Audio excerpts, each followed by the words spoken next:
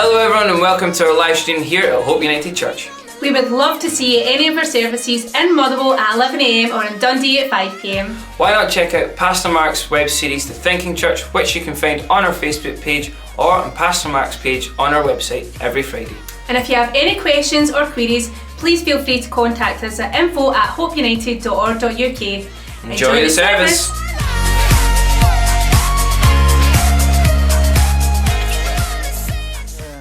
And I think if we can get to the stage in our life where that's what you really live like. Oh, can we say hi to the live streamers? Sorry, afterthought again. Good morning, nice to see you. No, well, I don't see you, but you see me. It's nice to see me. Thanks for joining us. I think if we get to that stage in our life, and I suppose if we're believers, that's our goal in life, to get to the stage where you live for Christ alone. When we get to that stage, then you've really nothing much to worry about. But I'm sure we would find something. So, if you can't, I've heard somebody saying this before, and it is true to an extent. If we can't worship because of your problem, we're worshipping our problem. So if we can't worship for whatever reason, we are worshipping our problem. I thought that was a great offering that got took for Nelly and Jim, so that's awesome, and it kind of comes into what I'm talking about. This morning we're just continuing through the book of Acts. We'll finish chapter 19 today, which is about 20 odd verses. Well, you know we can get through 3 in a day. So, but to be honest with you, it's much quicker to get through what I'm going to get through, because this isn't theology what I'm going to speak about. No, we've already got through stuff, and I'll mention that where we've went in Acts 19. But this is no theology. It's no bibliology. What I'm going to read about is simply an event. So there's nothing, you'd need to go some way to misunderstand this, which I'm sure some of you would be able to, but you'd need to go some way to misunderstand this. It's pretty straightforward. So this is no Paul sharing theology or anything. He's just sharing about an event.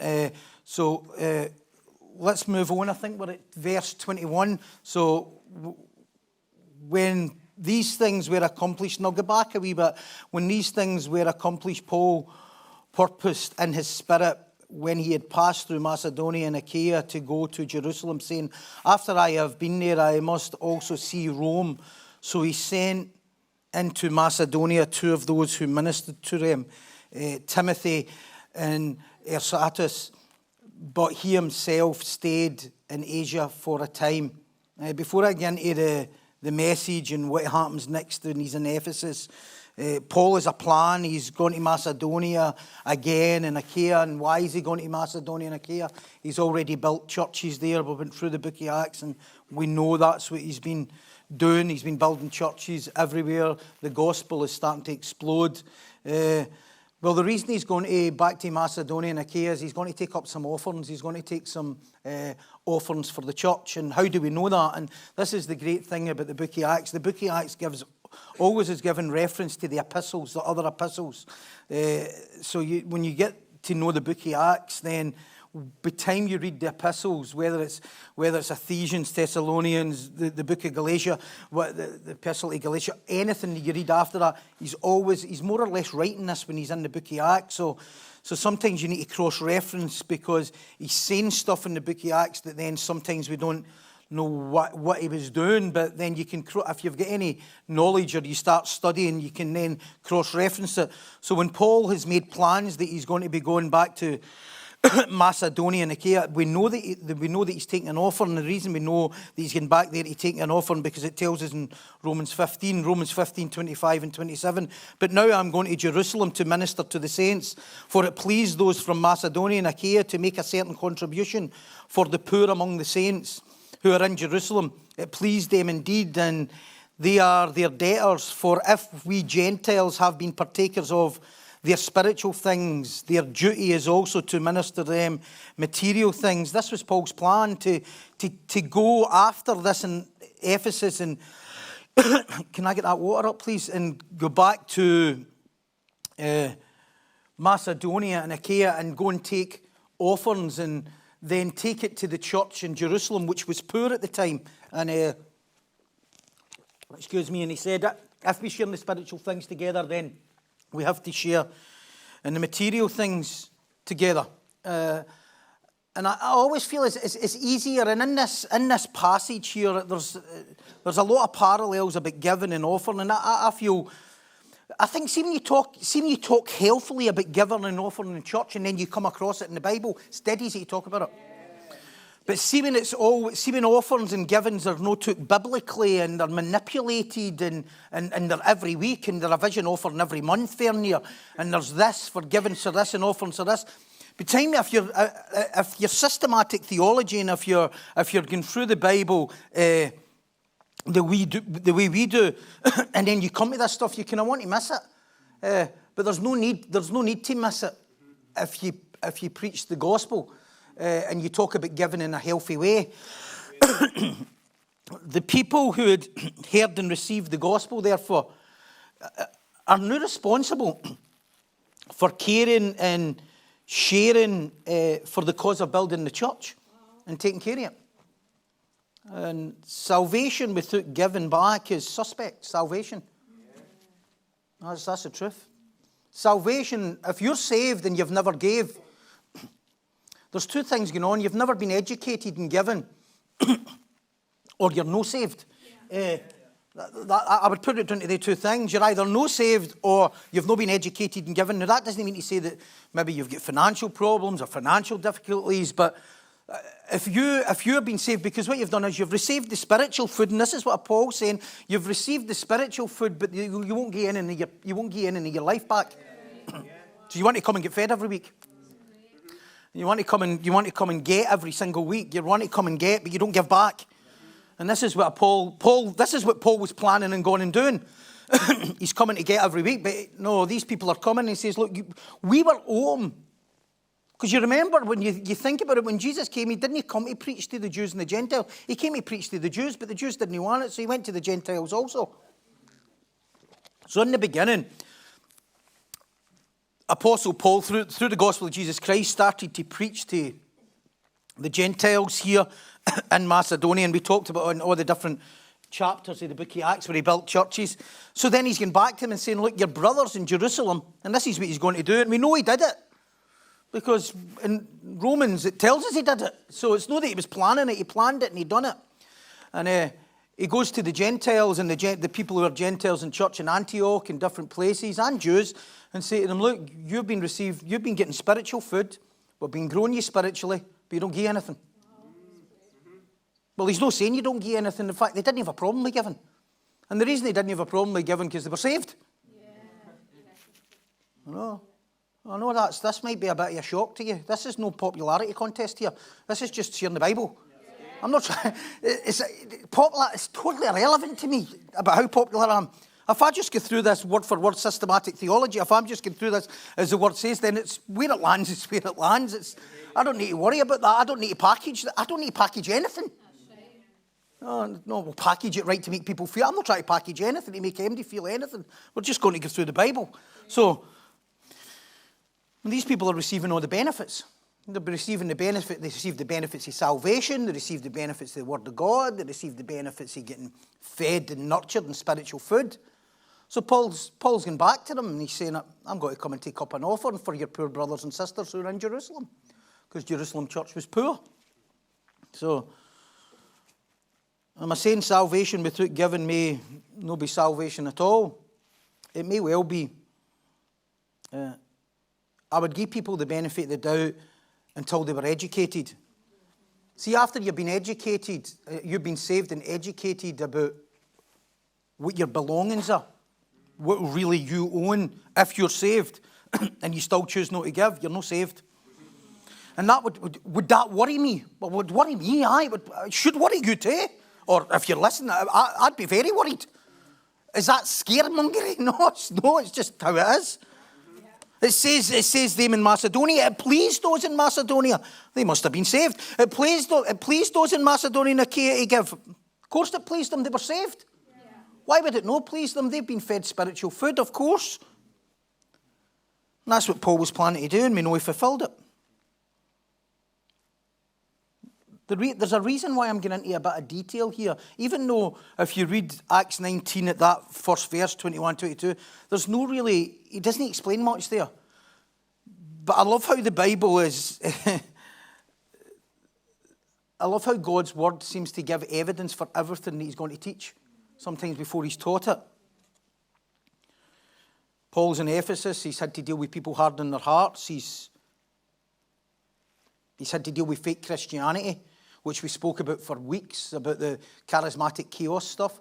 If any of you are struggling or you don't know how to debate that stuff, or you're struggling to debate that stuff, I strongly advise you to keep listening to the 2 messages in case you come up against any flakes, fruit, nuts and flakes, granola Christians. In case you come up against any granola Christians and you don't know how to communicate that, listen to the 2 messages. It'll really help you. It really will help you. I was seeing it on social media the other week, maybe last week, and there was a guy that I know, and he was debating about a woman getting healed of her quiffy eye, and that's what she was getting healed of, and they were a non-believer then debating about it, and he was so anti-God because he didn't believe in healing, and he didn't believe in that, but whatever. He was a science guy, and he's debating back with this Christian guy, and he's talking about healing and this and that, and the next thing, and the wee woman had her eye straightened and all that stuff, and because it's social media, and I'm just thinking that guy probably thinks maybe he thinks the whole gospel's like that. So I just sent him a message, said, there a link to a couple of messages, go and listen to that. No every Christian believes that junk. And I never say junk because I was respectful to the guy who was, I don't want to get caught in my debate, because the chances are the guy didn't want to know about Jesus, he just wanted to debate. You know what I mean? Teach a mocker and they'll hate you more. But it was worth just firing out anyway, and the guy did get back to me with stuff which I've just ignored. Paul had already dealt with this. He'd already dealt with the fake salvation, and then he dealt with the fake healing stuff. They 2 messages. Christ dwells in me. Just get into the podcast and you'll get it. Christ dwells in me. And the other one will be understanding transition, about gifts and signs and wonders and feelings and stuff. And see, once it's explained, you'll need to go some way to unexplain it. The only way that you'll be able to unexplain that is if you are a feelings person, where you're no objective, where you become a subjective Christian. And that's the problem with subjective Christianity, and I talked about that. Is subjective Christianity always ends up with saying, well, my experience. Well, that's not good enough. That doesn't work. Well, my experience. We know it's your experience. And we also know you've had an experience. And I addressed that. That's exactly what it maybe was, an experience. Doesn't mean it was God. It means it was an experience. No, we're not going to... I talk about all that and the healing stuff and all that stuff. So if you're interested in that, if you've listened to it, or if you have listened to it and you want to end up debating... Because see, if you don't believe something and then you're going to debate it with somebody, you need to know what you're debating. Because see, if you don't believe something and then you don't have any evidence and you don't have any understanding, you don't have any knowledge and you don't have any wisdom, you'll get lost. Because no every flaky, healing, charismatic, chaotic Christian, they're no wrong either, but some of them will know a lot about Scripture. And so in order to debate well, you need to have a bit of understanding. So if you ever want to listen to them, keep listening to them and get a bit of knowledge and study it yourself in your own Scripture. So Paul has got this plan, so we've moved on. He's dealt with this, he's dealt with that. The enemy's always going to attack you with something else. He's dealt with fake Christianity, he's dealt with charismatic chaos, he's dealt with fake healings, he's dealt with the quiffy eyes and all that stuff that goes on, and all the nonsense stuff that makes anybody with half a brain know that it's suspect, to be honest with you. I always just say this, see if you can heal it well, why are you not in Wisha General? See if you can heal it well, what are you doing in here? You know, it makes Christianity's plight so difficult, doesn't it? At times. It makes Christianity's plight so difficult because anybody would just come against that stuff, and it just makes, I better not get into it because I could debate about that forever. You can tell it's my passion, didn't you? It's caused more damage to Christianity than anything, all that nonsense. No, crazy stuff. No. See, here's the thing about it. It can never be measured and it can never be proven. It can never be measured. It's always a sore stomach, isn't it? An anxiety problem. No. It never grow a leg back. Well, I know they do that. I don't know if you've ever been to church and they do that, straightening leg nonsense. No, you've got one leg bigger than the other. If any of you have been running about that, God love you. I was running about that. No, you make your 2 legs the same size and all that stuff to manipulate you even more. Is it? We don't need that. This is what baffles. Why do we think we need that for Christ to have power? Anyway. Satan's just going to get a bit upset even more because that's not working, and the next thing doesn't work, and the next thing doesn't work. So he moves on. The subheading is I predict a riot, and this is what's going to be a riot in Ephesus. I predict a riot. I know that's a song. With Kaiser Chiefs. You know that song with Kaiser Chiefs, I predict a riot? This is the truth. I don't know if any of you have ever done this. Guys are laughing because they know I've done it. Right, see that song? The song goes, I predict a riot. It's got nothing to do with the message. It's just the title. I predict a riot. I predict a riot. Right, that's what they sing, right? Well, I was going about for months singing, Angry Tourette's, Angry Tourette's. I was convinced that's what that song was. Are you that? So I'm not an idiot then. So I was singing it one day in the church. Instead of worship songs, I'm singing I predict a riot. I know. And Joanne, who works with our media, walked by and she says, what are you singing? I says, I predict a riot. She says, it's not saying that, it's saying, I know I'm singing Angry Tourette's. She says, it's called I predict a riot. I says, no, it's not. It's definitely called Angry Tourette's. So she's like, well, wait, I'll put it on. And she put it on, and sure enough, it was I predict a riot. Do you ever do that with songs? You think you know the words, you just make them up. Anyway, nothing to do with the message. Moving on. Verse 23, Acts 19.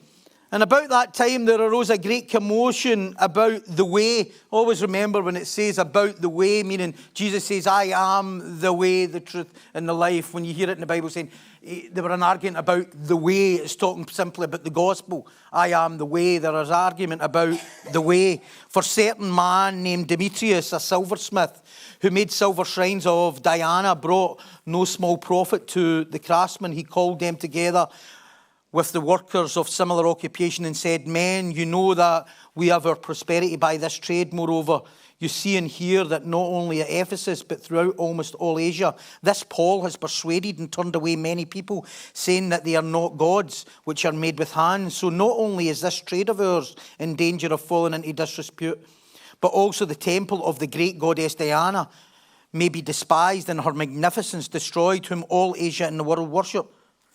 Do you see how opposite, and that's why I laboured a wee bit on the giving.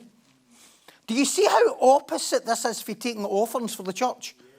This is the total polar opposites, and I love that the Word of God does this, that you see what the gospel should be doing, and then you read what actually people do. God's Word highlights the total opposite of true Christianity to what's happening here. And the perfect parallel contrast. Diana is the Roman name for Artemis, in case you don't know that. That's the Greek goddess of hunting. Or she's the daughter of Zeus and her twin brothers, Apollo, in Greek mythology. Meaning it's Greek mythology, just in case you don't know. Meaning it's not real. Right, okay. They don't exist. They don't exist, okay? Greek gods, they don't exist. They're mythology. They've been made up if you studied at school. Oh, isn't it pathetic? Can I just say something? Isn't it pathetic you get Greek mythology at school and you don't get Christianity? Yeah. What kind of world are we living in? Let's study fake gods in school. That's what we're up against, isn't it? Yeah. Oh, well, that was handy for me, innit, as a builder. That and the Jacobite uprising's done me no harm whatsoever. It's come in handy for me, really. Thank God I know about I like history now, but it's done me in good stead, innit? Knowing about the Greek, knowing about fake gods and the Jacobite uprisings. Oh, I'll tell you what, I don't know where I would be with it. Crazy with the world we live in, innit? We say we live in a Christian country. Are we kidding? Oh, you couldn't be further away. So here these guys have only one thing in mind. This Paul and this Christianity is causing us to lose money. That's all they're caring about. This is big business in Ephesus here. These silversmiths, big business. The amphitheatre in Ephesus, maybe people have visited it in Turkey. If you've been on holiday there, maybe you went and visited Ephesus. The amphitheatre, it's a ruin now, but in the height of its day, it held between 30, this is conservative, at least 30,000 people in this amphitheatre. And this is the kind of amount of people that would have held then. And Historians think round about this time when Paul was in Ephesus arguing and ready to get into this riot in Ephesus where people start arguing. It was round about a time where there were going to be a massive festival at the time. So there could have been upwards of 50, 60,000 people here. Big trading business, eh? The amphitheatre held over 30,000 people, and I was in a church. Hear this. I was at the Motherwell Cup final. I was at the Motherwell Cup final when it was on last month, and we parked and we were walking along. There were a church, and they were a church, and it's just tried to cash in on the crowd. A church trying to cash in the crowd. That's where we became. So the church is obviously like, listen, we'll open up the church, and they were selling cans of juice and rolls and salad for £2, and you can imagine what football fans are like. They were strewn across the car park. They were in line. Half the folk were steaming drunk, but the church is cashing in on the crowd. And I'm thinking, for goodness sake, think that's a good idea. And their bathroom, it was an old-fashioned church, and their bathroom was, you had to walk up the aisle. It's like no like a modern church. You had to walk up the aisle to the altar and walk by the altar to go to the bathroom. I've just seen folk like that. I just thought it was disgusting, to be honest with you. I thought it was horrible. Oh, if you're going to open the doors and preach the gospel. Don't open the doors and make it into something else it's not meant to be. Do you know? Or provide a service and let them use the toilet by all manner of means. But let's no cash in it. This is what these guys are doing. So we're talking about this in Ephesus. This is happening in church, where we make something into... Listen, see when you come to church, you know what you expect to hear the gospel. I don't want youth takeover, kids takeover. What is that all about? That gives me the bile. Sorry. It does. It's not right. Some of you will not have a clue what I just meant there. It's just not right. It should be the Church of Jesus Christ we're building here. Let's keep the church the church. The world's got everything. The church needs to... We're here to build a church. When I come to church, I want somebody to open up the Word of God and explain the Word of God to me and get full with the gospel of Jesus Christ. That's what I'm coming for. I'm not coming for anything else. I don't want kids take over. I read that the other day. I don't want kids take. Are you kidding? Where does it tell you that in God's Word that the kids are taking over the service? Do we think we need to have children and helping children and loving children and making sure we're teaching children the gospel? Absolutely. Are they a massive integral part of the church? Absolutely. Is youth a massive integral part of the church? Absolutely. Should we be honouring that? Absolutely. Is there loads of stuff in the Bible how to teach kids? Absolutely. And raise kids? Absolutely. Is there anything that says that they should take over the service? Absolutely not. Why are you playing it? God's sake, man. Oh, I feel a bit better now. Do you get what I'm saying? Yeah. Why? You got to leave with nothing. What you got to leave with? Feeling good about your son or daughter? Oh, it was sweet. You get that every day in life. Yeah. That won't help equip you for life. No. That won't help equip you for problems and situations and dilemmas. That doesn't equip you for what you're to do in life. It doesn't equip nothing. Gets you to feel more, it gets you to think your son or daughter's more cute again. Well, you've got that every day of your life. Let's have one day it's about the Lord, for heaven's sake, at least. Okay. It's therapy. It's no therapy. Do you know what? It's preaching the gospel. It's not even therapy. This is big. So it was big business in Ephesus. The amphitheatre held 30,000 people. These guys would be selling. You know what? See if you can't. Let me just say this. See if you can't be bothered studying God's word to preach on a Sunday. You shouldn't be doing it at all. Yeah. Don't bring some substandard service on a Sunday. You've had all week to study the scripture. Stop playing bad golf and start studying God's word to bring food to people on a Sunday. See if the church wasn't spending so much flipping time doing stuff that was nothing to do with the gospel. Maybe then we could spend more time doing what we need to do, which is feed people God's word. Yeah. Instead of preparing stuff that's not necessary. Yeah. So that we can compete with the world. Yeah. It's no rocket science, is it? Okay. You can tell that people will love that stuff, won't they? Do you know who loves that stuff? People that want the gospel to change their life. So who wants that stuff? The amphitheatre held over 30,000 people. These guys selling little shrine statues made of silver to Diana. Demetrius says, this is Demetrius says to the guys, hey guys, you know we're making a serious packet here. We're making a fortune out of this trade. They don't believe in Diana any more than Paul does. They don't believe in her either. But it affects their wallets. It affects their wallet, and people argue about the gospel and the church. It's not that they're in love with something else, that's some other god. It's just that it affects their wallet. They only care about the money or the thing that they think they'll lose. This happens in church as well. Loads of Christians that don't give into the church because they're not happy with how the church is getting on. What? What's the difference? To justify no giving, or justify no being generous, or justify no sharing your fruit? Well, I don't really agree. Well, here's the thing is, leave the church then. If you don't agree with how the church is run, go and get into another church. But don't make an excuse for no giving because you don't like the ministry or you don't like how it's administered. If you don't like how it's getting ministered, leave. But don't stay in the church and complain and no give. Because that's you just worshipping something else. This happens all the time in church. Says some, but many people, this happens in church. I'll say this, and I wrote this note later, and this is an experience. This is no biblical here, but this has been an experience of mine for maybe, I would say, 10 years, and I could bring people up one after the other to testify to this. One of the most healthy things a Christian can do, and hold on to your seat here if you don't do it, and listen, we're not trying to pry into your bank account, all right? This is one of the most healthy things a Christian can do, is become accountable about their income. Some of you like, I don't know about this. I'm seriously serious. I've never, ever met, and this is a bold statement, I have never, ever, ever met a Christian who's living a free life who isn't accountable about their income.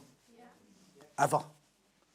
Ever. Because see, when you're not accountable about their income, you can't get honest about anything. Where a man's money is where his treasure is also. Listen, this is not a given message. This is not a given message. I'm going through word for word the book of Acts. So see, the thing is, next week we'll go into something else, but see if you're no honest. I remember, see, when I get saved, my mentor was an accountant. Nightmare. He was an accountant. My mentor was an accountant. And I remember going through stuff, and I was happy to deal with cause and effect, what happened to me when I was 5, when I didn't get a bike. I was happy to deal with my rejection and abandonment issues.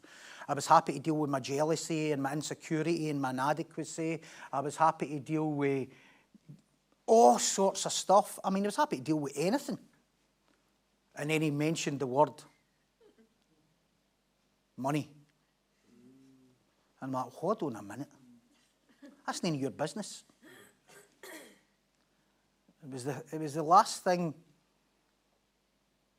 in nearly 18 years of coaching and counselling people. It's nearly always the last thing that people deal with.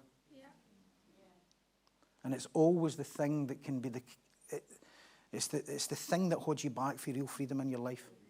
It really does. Now, when I say this here, let me bring out a caveat here. I'm not saying that everybody should know what you have and what you earn. You should keep close counsel to that stuff, but somebody should. Because without accountability, how can you account for anything? Knowing what's going where and what's not going where and what you're doing, should that not be healthy as well? These guys are in all this and they don't have any accountability about anything what they're doing. And it's not accountability to say that you can do that or do that. You should, listen, should we talk about this stuff in church? No. I understand churches are all about having amazing Sunday mornings so that you can have an amazing experience. I'm not trying to have an amazing experience on Sunday morning. I'm trying to help us to become free in Christ. That'll give you an amazing experience every day, not just on a Sunday. It depends whether you want to have an amazing experience on a Sunday and a terrible Monday, Tuesday, Wednesday, Thursday, Friday. We're trying to live free. And I would urge you, if you don't have that, go and get accountable about what you bring in, what you don't bring in. The reason people are not honest about what they don't bring in and what they do bring in is because then they would know what they actually gain and what they don't gain. No, I don't believe tithing's a law. I don't believe it's a law at all. I believe you give what you want. We teach that in church. But for the sake of your freedom, and if you've not done that, there'll be a massive area of your life, massive, huge area of your life that's been controlled by other things. Huge area of your life that's controlled by other things. Okay, let me move on. One of the most healthy things a Christian can do is be accountable for their income. Honestly, and this is what I've wrote here. I've never ever met one who's living a steady, step-by-step sanctifying life who doesn't. Never. Never. If you've met one, I'm happy to tell me about them. I'd love to interview them here. I'll interview them on a Wednesday night and tell them how they've done it, because it's a new way of doing it. No. And see, the thing is, you can't compensate it by trying to do good somewhere else. No, because you just become like Ananias and Sapphira. You can't compensate it by doing good somewhere else, thinking that allows me to stop being accountable there. I think you should be accountable to everybody, but you should be accountable to somebody. I really believe that, or I wouldn't say it.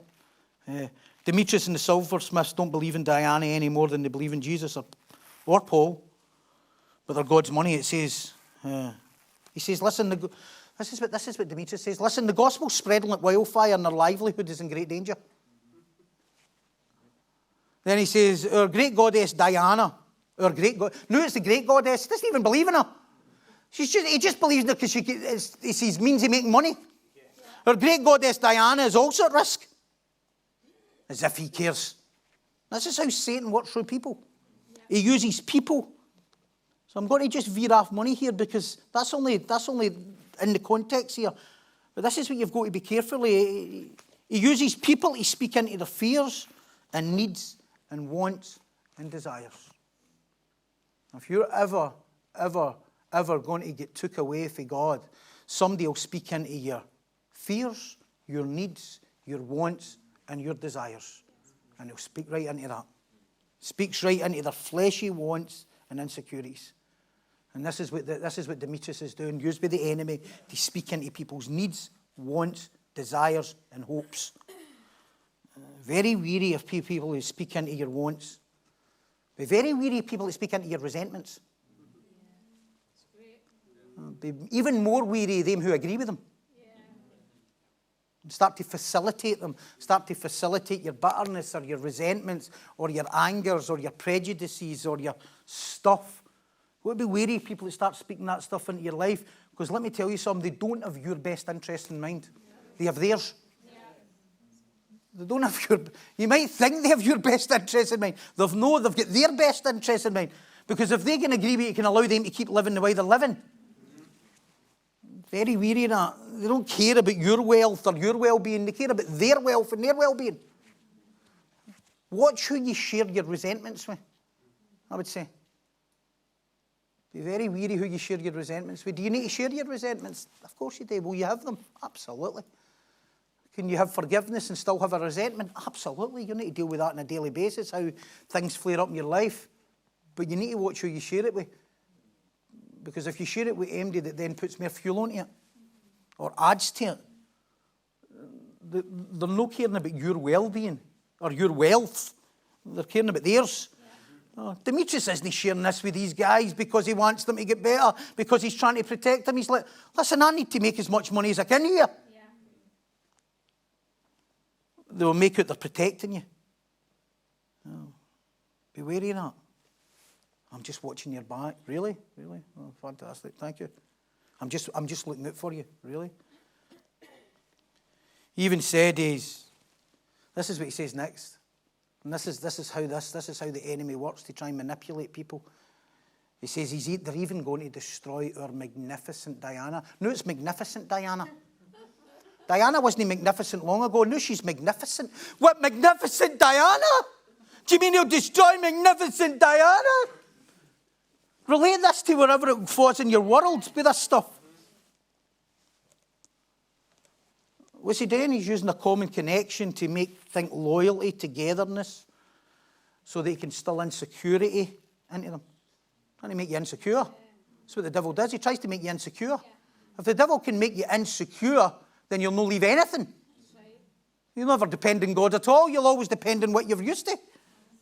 It's propaganda. Simple propaganda. I mean, it's no new. This is for the beginning of time, but you can look at it through history. This is how Hitler nearly ruled the world. That's what he did. You know what he done? He get people who were broken and hurting. This is what he does. He get people who were broken and hurting. They just went through a war and been defeated in the First World War, and he get people who were hurting and broken, and all the farmers, and there were a massive recession in Germany, and Hitler sees it as an opportunity. And he says, you know what, I'm going to promise you I can get you a better life. I'm going to promise you I can get you a better life. And all the people then says, can you? And he says, absolutely. And when he promised everybody to get him a better life, he says, I'll get you a better life if you vote for me. Because you've not been getting taken care of right. And he says, really? He says, absolutely. I'm sure he never said it like that. Absolutely. He says, well, we'll be voting for you, mate. The rest history. He was only using people's needs and desires and worries and fears. He was only using their fears to promote his agenda. It happens in church as well. We use people's needs and wants and desires to promote an agenda. This gets into church as well. He's so caring, that Demetrius, isn't it? You ever have people like that? Oh, they're just so caring about me. Really? Really? Do you think so? Oh, they just so care about me. Let's move on. So what did they do next? Wait, hear this, verse 28. So now when they heard this, they were full of wrath and cried out, saying, great is this. See, you know what I mean? He's not nothing. Now when they heard this, they were full of wrath and cried out, saying, great is Diana of Ephesus. They're not saying great is Diana of Ephesus. They're just trying to kid us. Get the sales going. Get the sales going. We're losing money here. Let's get the sales going. Let's whip everybody into a frenzy so we can get sales going. Yeah. You see that on the God channel after they've whipped you into a frenzy and then give you a phone number at the bottom. Just whipped you into a frenzy. Dial 0898, give this. Just whipped you into a frenzy before the offering. How predictable. Let's start praising the false God. This is what happens. The truth is silenced and the praise for the fake friend gets all the attention. God starts getting silenced. There's praises no to Diana. They're not praising Diana. It's for the crowd so they can keep buying into their agenda. They're not praising Diana. They're just trying to get a crowd so they can keep selling their stuff. Verse 29, so the whole city was filled with confusion. See, this was the point. How did we get a crowd? The whole city was filled with confusion and rushed into the theatre. See, this is a difference. See, you can get a crowd. Because you can get, if you count all the heads and you get a crowd, you can make more money with a crowd.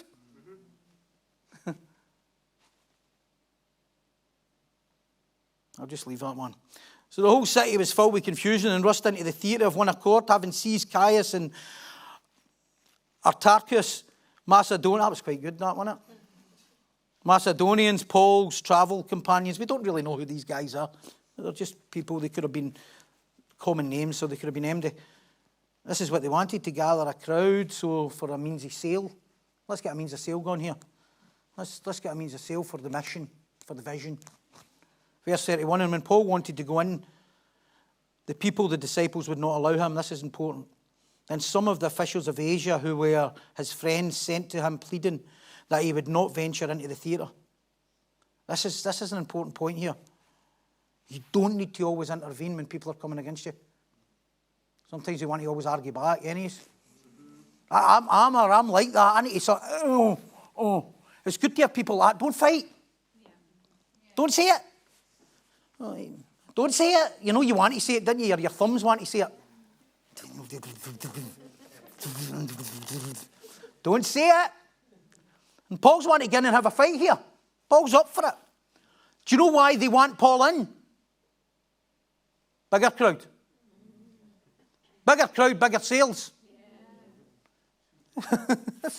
Bigger crowd, bigger sales. That's it. They're just looking for sales.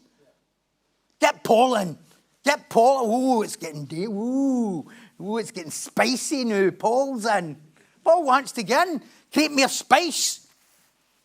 He doesn't know that. He just wants to get in and tell the truth. He just wants to get in, but it's not the right thing to do. This is something I've had to learn the hard way. Many times, I've actually just helped him. I've actually just nursed their resentment. I've actually just made it worse. Sometimes you just need to let people hang themselves. I know that's it. You get what I mean by that, didn't you? Oh, we're talking about hanging people. But sometimes you've just got to let people be. You've just got to let them waffle. And just let them go on and just... Because they'll end up saying some stupid... Trust me, they'll end up saying... And they do. They end up just... If you get enough rope, you hang yourself on that statement. Yeah. No, this maybe not a great example, but sometimes you just need to let people just let it go. You don't need to get in and start the argument and fight. You have to be wise as a serpent, it says, and gentle as a dove. Paul's entry would probably have got him killed for a start. He would have got killed if he went in there. There would have been no offering for Jerusalem. So the plan that he had is now would have been gone.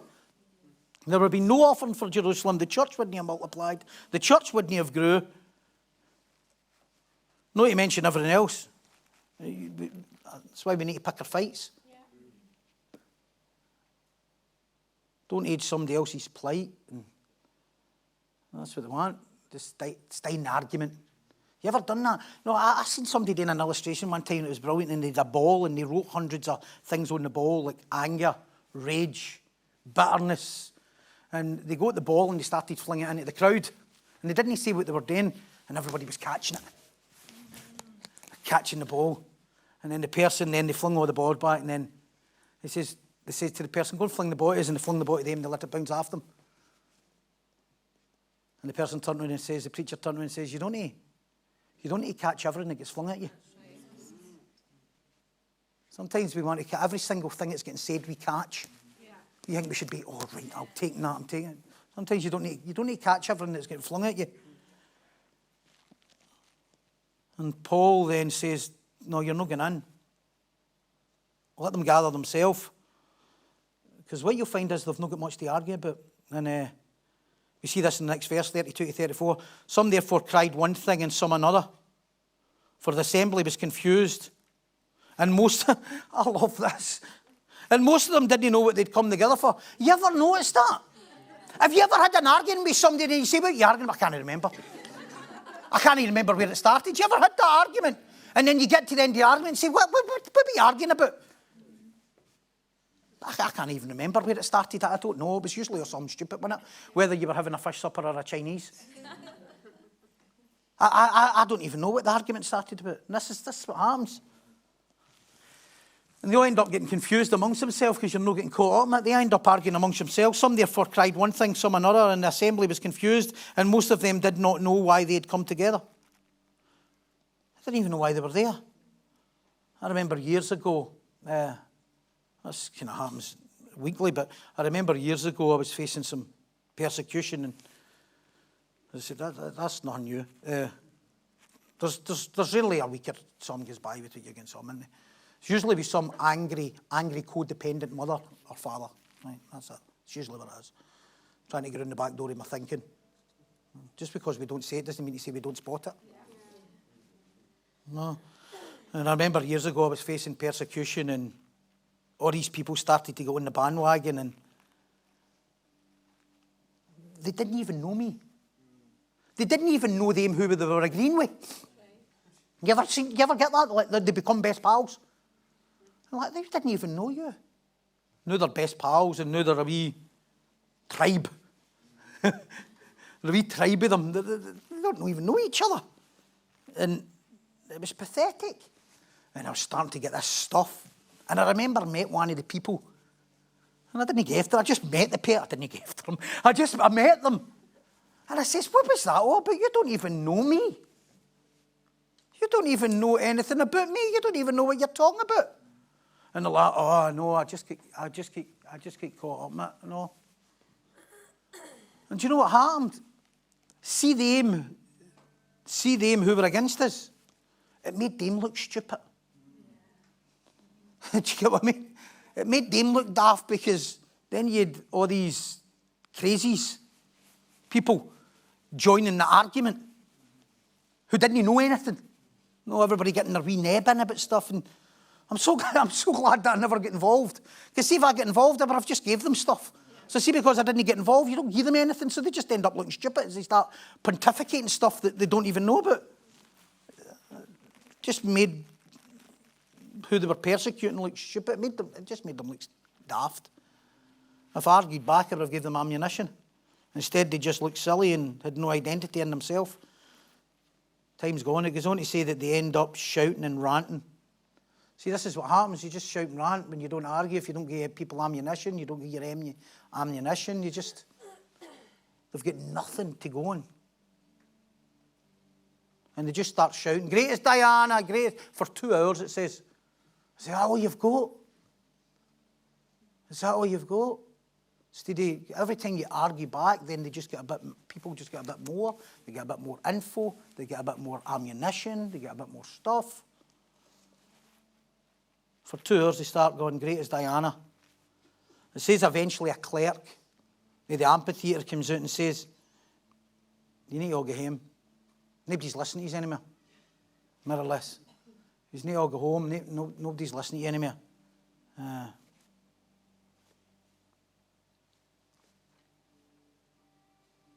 I'm not going to say what it says the rest. You could go and read into different stuff. As I say, that's no theology. It's just an event. Let me close by saying this. As we go through our journey through sanctification, we have to be wary, very, very wary. I know it's quite sobering, eh? You go and get some sunshine, feel better tomorrow. But you have to go through the process, and you have to understand that when you make a plan, and this is what this all boils down to. See, the minute that you start having a plan of doing something, all hell's going to break loose. See, if you've got a plan of growing, a plan of changing, a plan of doing something, all hell's going to break loose. And do you know who it's going to break loose with more than MD? Them who there would have been a time in your life would have benefited greatly for your life. It's ouchy, isn't it? That's the world we live in today. Separation rocks you at the very core of your being. And it's dead hard because people will pull stuff out and do all sorts of stuff. And let me just say, separation's inevitable, that you separate for the wrong things. I wonder if these guys who started shouting, Diana, Diana, I wonder if they maybe heard the gospel. It actually says that one of them gets saved later on. Whether it's the same guy in Revelations, we don't know. Demetrius. Whether it's him or whether it's not, we're not sure. But you wonder if these guys were a bit more open and a bit more aware of how the enemy works in your life and how he manipulates and how he gets into your fears and how he gets into your stuff. How much more freer you would be. This is my final close, sober and close. See, if you're no free for money, you're a sitting target. Total sitting target. Scary, eh? But worth dealing with. Worth dealing with. Because see if you're no free for money, you're a sitting target for any charlatan and any false prophet and any negativity come in your way, and automatically you'll feel they're a friend. Because they'll know how to speak into your wallet. They'll know how to speak into your financial insecurity or your emotional insecurity or whatever else goes on in your life. They'll know how to speak into that, and they'll know how to get you on their side. And it's one of the key things that will cause you the greatest danger in your life, because it'll probably be they used to say in Alcoholics Anonymous, the last thing you leave you, and the first thing to come back is pride. I would say, I agree. I would say it's closely followed by pound signs. Now, I'm not saying that because we're trying to get money off here, no, because we're not even talking about that. That'll be up to you, but if you're not free for that financial pool, you're going to be so open. You're going to be so open to what the enemy does to you. You'll be so open to his ways. You'll be so open to manipulation. You'll be so open to people pleasing. Yeah? You'll be so open to abuse. You'll be so open to putting up with stuff. And listen, and you'll be justifying it all in here while you're doing it. All in here, it's justified while you're doing it. It's justified for your lifestyle. It's justified for your bills. It's justified for 1,000,001 things you'll justify it for. So you'll read that scripture and you go, I don't know where you got to go with that. The second chapter of Acts 19 could be, no, I predict a riot. It's maybe the wrong title. I might change it for the night in Dundee. It could be, you need to get freedom for your wallet. Because you don't get freedom for your wallet, you'll never get freedom for your enemy. Never, ever get freedom for your enemy. That's why we teach what we teach about giving in here. So that you would get free for that, because you are so open to that stuff. So open to finances and all the stuff that goes with it. Until you get free for that, you are frighteningly vulnerable. Frighteningly vulnerable. Not just vulnerable, you're frighteningly vulnerable. Because the enemy will know. It's not as if you know, Ananias and Sapphira tried to kid on, they were all right. We're all right, by the way, this. We're all right. They died in church. Thank God we're known that day, eh? They died in church because they weren't freed for that. And I've always got to say this, because at the end of the day, I'm a pastor and I'm here to walk people through this. Not to judge them or tell them what they should do or spy on you. But I have to say this, because it's the right thing to do to take care of people, is don't be frightened of that. We have to give people a step-by-step solution, not just truths. You give people truths and you'll be terrified. Because there'll probably not be any of you here today, if you are really honest, could honestly say, I am totally 100% free for that. If you are, then we need to deal with the lie before we deal with the money. Wouldn't we? Don't you think we'd need to deal with the lie first, then deal with the money? Exactly. So at least if we all admit, listen, I'm not free for that yet, and because of that, there is certain things in my life that I'm open to. There's certain vulnerabilities that I'm open to. There's certain compromises that I'm open to. There's certain things that I'm more susceptible to.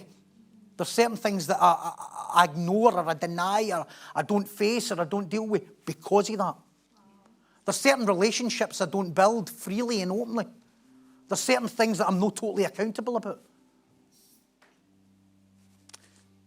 That's what makes it scary. That's why you go to then find the right people and say, this is where I'm at now. What's the best way to work forward with this? What's the best way to try and get free for this? Make sure you get the right people. Because see, if you get a Demetrius, he'll tell you to hold on to him.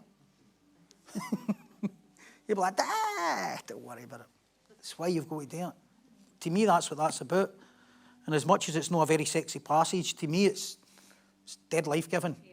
If you can just start dealing with that stuff in your life. Because that's what will set you free, and set you free for so many weight and snares that contain your life. Amen. Everybody stand together. Thank you. We're going to enjoy the sun now.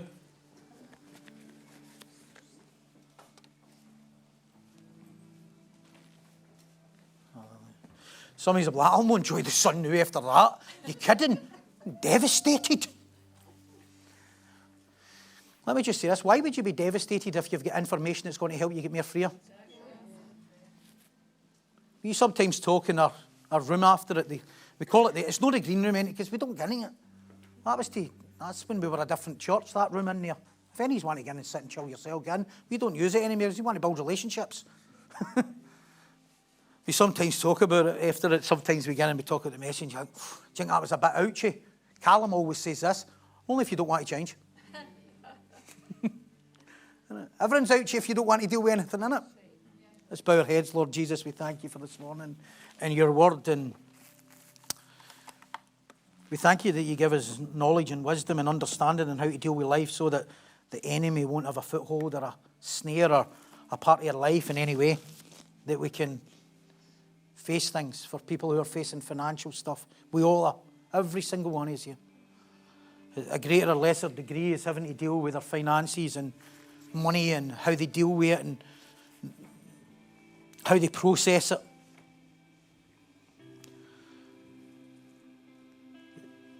You're not trying to humiliate people and embarrass people. We know that. You're just trying to help set people free so that they can live freely. And because we know the enemy will spot it, and then he'll have a plan to contain it and manipulate it and control it. Help us to just not get free for addictions and obsessions, but help us to get free for everything, and money and people and everything that holds us back and makes us much more susceptible to the enemy tactics that comes at us, so that we can be free for people to make better choices, healthy choices for our life, not just choices that are good but no great if they affect our life and our well-being and our courage to do the right thing and not be a prisoner to stuff and wants. That's real freedom. Ruby worry can add an actual cubit to their life. You'll already provide for us, God. We know that. Help us to be free for anything that's holding us back. In Jesus' name. And all God's people say, amen.